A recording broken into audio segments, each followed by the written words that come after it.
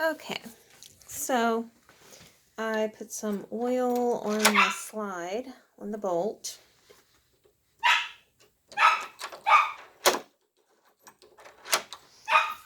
Actually, just to make sure it's not the plate, because I did not drill these holes.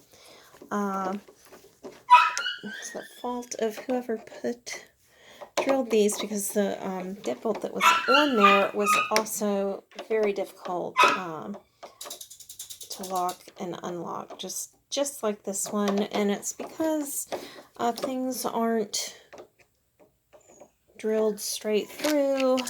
Whoever did it was just didn't know what they were doing, or lazy, or sloppy, didn't take their time, you know, the whole measure twice, cut once kind of thing. So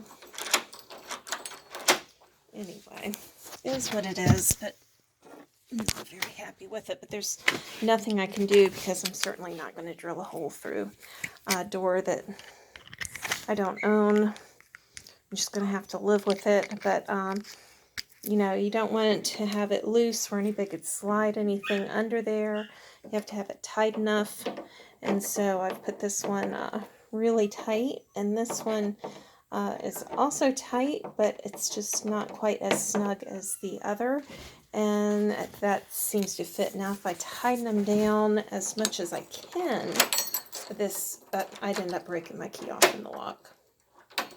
Just a sad fact. So it is what it is. There we go. That's in. Let me see about getting the faceplate on. I'm putting little eensy weensy screw back in there. Now, of course, you know, this has to line up with that, right? It's pretty simple. Pretty simple, hopefully. With everything else the way it is. Oh, there it on, went right on.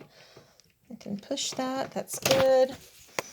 Now, of course, you want this to line up. Maybe if I pull that sucker out.